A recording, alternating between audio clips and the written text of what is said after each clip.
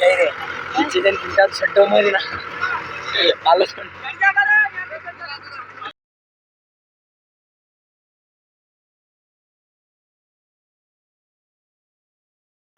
बाप को भेज, तेरे बस की बात नहीं। दुनिया वेख वेख के डरदी जट दी मुछ डबल यू वर्गी चाहे गर्मी